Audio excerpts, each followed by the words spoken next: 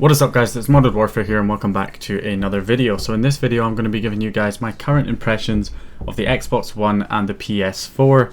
Basically just the things I like and dislike about both systems. Now that I've had them for a couple of months I can kind of formulate a few opinions on it. Now I only have 2 games for each system, so I'm not going to go into too much detail. I don't have like a huge amount of things listed, but just as I've been playing them I've noted a few things that I kind of like and things I don't like about both systems. And yeah, a lot of people were asking me after the unboxing video I did, now that it's been a little while, what do I think about each system. So yeah, let's get straight into this. So first of all, the Xbox One, first of all we'll go to the controllers first of all. I prefer the Xbox One controller, mainly because it's just more comfortable. It's a more comfortable controller to use. It does feel like an improvement over the 360 controller, which did have that kind of like battery pack sticking out at the back, which was a bit annoying, and the D-pad in the 360 controller wasn't that great. They definitely improved on both of that in the Xbox One controller. You've got no battery pack sticking out at the back, and you also have a nicer D-pad. The only issue with the Xbox One controller for me is I find the bumper buttons are not the best, and they're far too clicky. I mean, listen to this. They're really loud for some reason.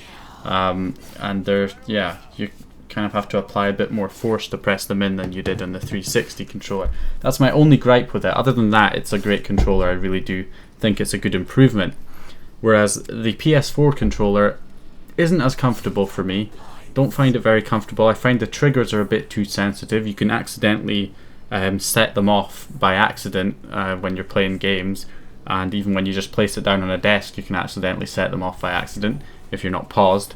So that's not too great. And secondly, it does have some cool features like the little touchpad thing you can use for web browsing, and it's got like a left click and right click similar to like a laptop touchpad, I suppose, which is quite a cool feature. But again, I personally don't use a games console for web browsing. I think most people don't tend to use games consoles for web browsing. So it's not really much of a big deal for me, and it also has a functionality that I don't think should really exist, or it shouldn't really be in serious games at least, and that is the motion detection in it. It's got some kind of motion sensor in it, so it can detect if you're shaking the controller, and I'm happy with that being in kids games. It makes sense for kids games, I suppose, but don't put it in serious games. And unfortunately they have put it in serious games. They put it into The Last of Us Remastered, which is one of the games I have for the PS4, and I just feel it's a stupid gimmick to add into a serious game. Like, you know, you're walking around and then it's for the flashlight in the game, so your flashlight starts to die and then you have to shake the controller to recharge it. I mean, that should really be in a kid's game. You shouldn't put that in a serious game like The Last of Us Remastered.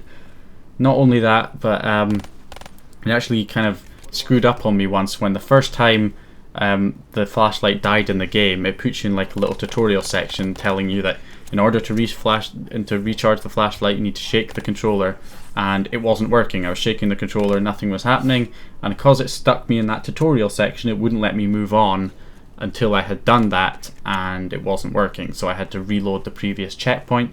Not a great experience right there.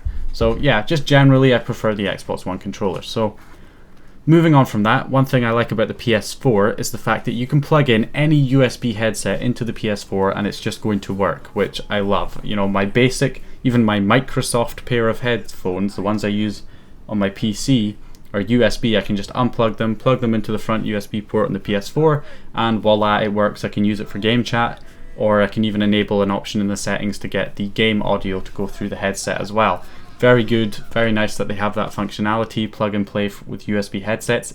You know, the Xbox One should have that functionality. That should be something that should just be built in there from the get-go, which it isn't on the Xbox One, but it is there on the PS4.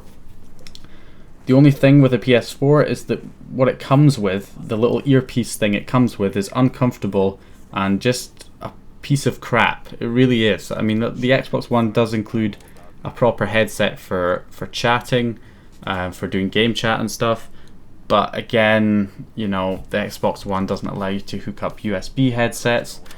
they want you to, you know, pay for probably premium brand headphones that are, you know, special headphones that cost a lot of money, that are compatible with the Xbox One or one of those wireless ones, which I don't like wireless headsets because I don't like the idea of having to charge a headset. I just want to have it plugged into something all the time so it can always use it. So yeah, that's one thing that's kind of bad about the Xbox One, is that it doesn't have that functionality to just hook up any USB headset like the PS4 does. So one other thing, going back to the controllers, I should mention, is because I know people are going to say that because I've heard this argument in the comment section of the other video I did unboxing the PS4 and the Xbox One, which was that the PS4 is better because it has its own built-in charger. It comes with the charger cable and you can hook it up and it's always charging, and then once it's charged you can unplug it and use it wirelessly and plug it back in when you need to charge it, which is great. I do like that functionality. However, the battery in the PS4 controller is not sufficient enough. You know, I'll plug it in, I'll wait till it's fully charged, I'll unplug it and start playing it wirelessly, and then within about 2 hours it's asking me to rehook it back up again and charge it because the battery is running low.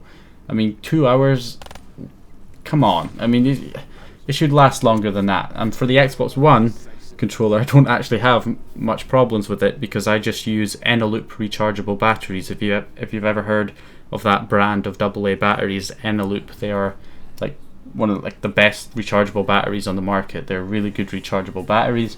I have a battery charger. I have 10 Eneloop AA batteries, so I'm never running out of, you know, power for the Xbox One controller. I can be charging other batteries while I'm using the ones in the Xbox One controller. So yeah, and secondly, the charger cable that comes with the PS4 controller is just a phone charger cable. That's all it is. You can use it to power the Xbox One controller. You can use it to charge a mobile phone, which is quite handy as well, or cell phone if you're American, whatever. Which is handy, I guess. But even so, I still prefer the Xbox One controller. So moving on.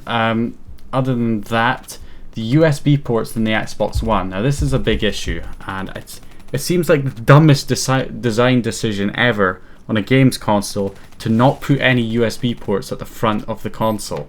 Whose idea was that? I mean, come on, that is something that should definitely be in there, especially since they were initially marketing the Xbox One as like a kind of home entertainment system, where they were intending it to be set up in like a living room setup where you would have the Kinect and you'd have the Xbox One actually like underneath your TV, maybe in some kind of cabinet. Well, if it was sitting in a cabinet underneath your TV, then the back USB ports, the back of the console, is going to be facing a wall, most likely, right? And the front, so if there's no USB ports at the front, then how the hell are you supposed to hook up any USB devices if you have it set up in that way, where it's underneath a TV or underneath a desk or something, just facing, the back of it is facing a wall, so it's going to be very awkward to try and plug in any USB devices to the back of the system. Really stupid design choice. I mean, even the 360 had USB ports at the front, so why the hell is there no USB ports at the front of the Xbox One?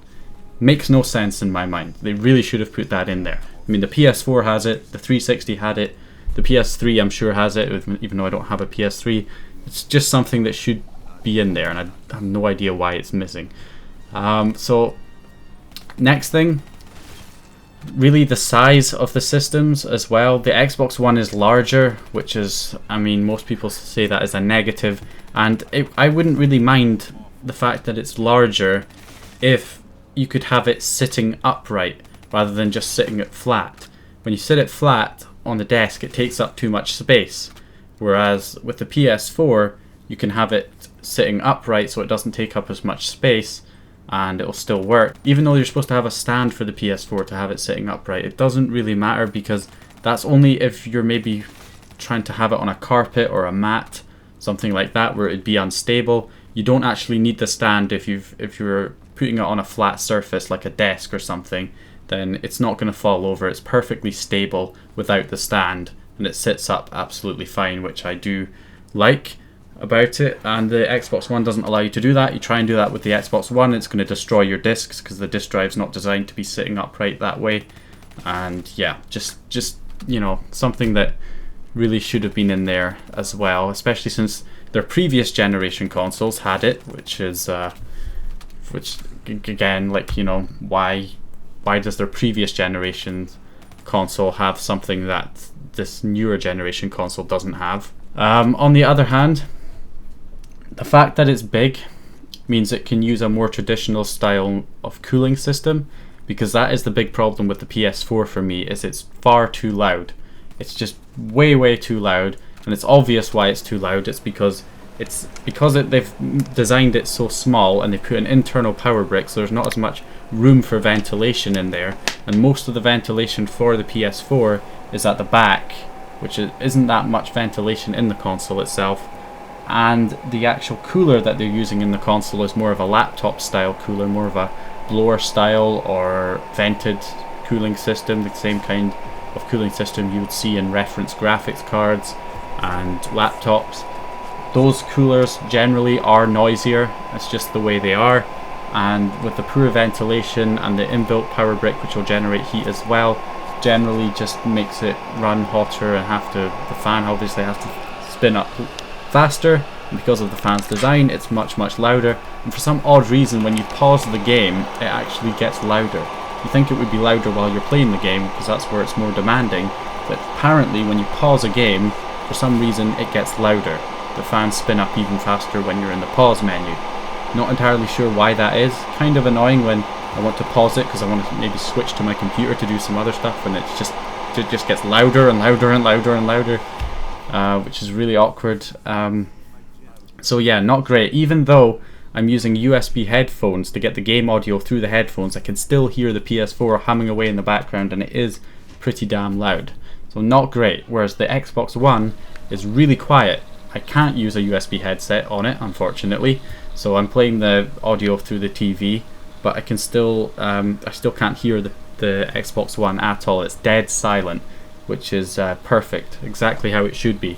And that's because it's larger, so there's more room for ventilation. It has more vents and stuff for air to escape, and it's using a more traditional kind of desktop style cooling system where you've just got a heatsink and then a traditional fan on the top of that helps to expel the heat upwards through the vents, which is much quieter, and you know, it doesn't heat up as much, so the fan doesn't have to spin up as much, and overall you just get a much quieter experience, which is exactly what you want. You don't want the games console to be, you know, super loud. It's just it's not a great experience, which unfortunately is a problem with the PS4 at the moment.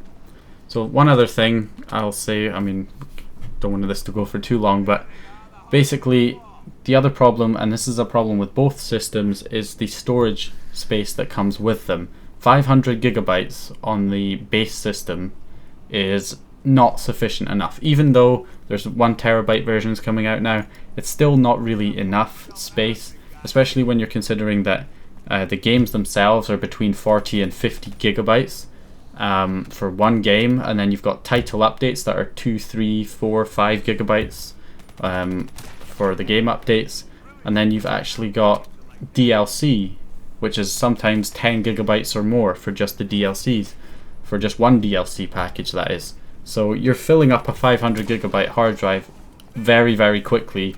If you use these gaming systems quite a lot of the time, you're going to be using up that storage super quickly. Now, luckily the PS4 does allow you to just expand the storage quite easily. You can pop a new laptop hard drive in there and it will format it for you, and that's fine. The Xbox One, unfortunately, you have to void your warranty in order to actually upgrade the hard drive.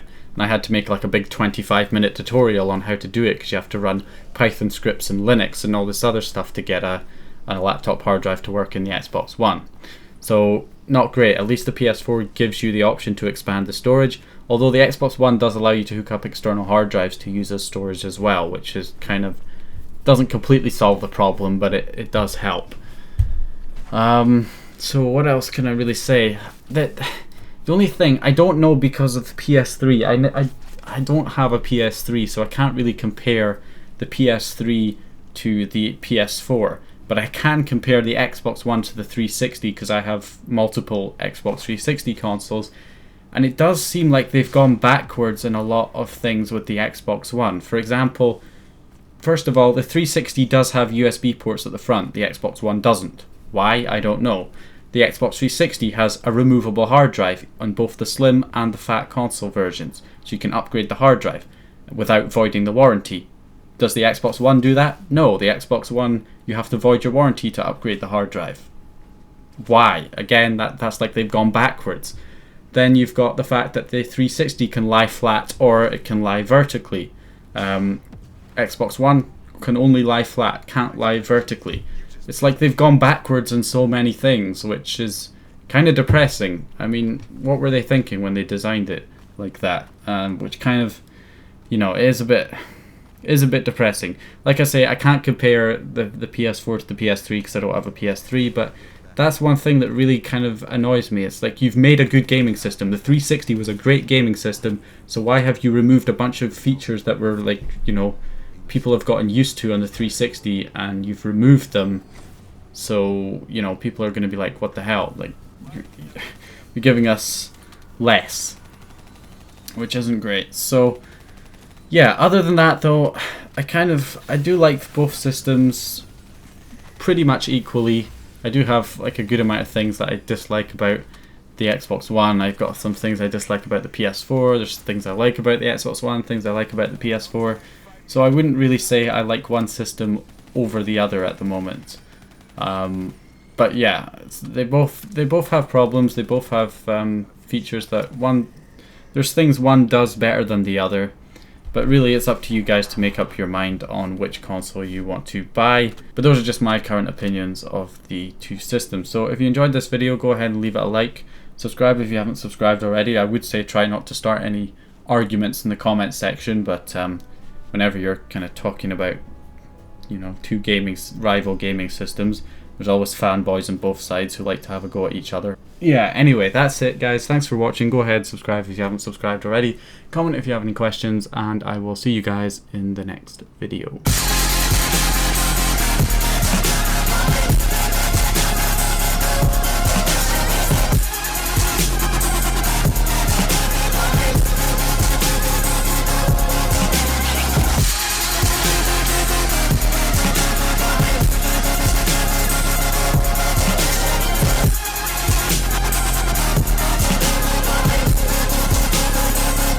I'm shuffling.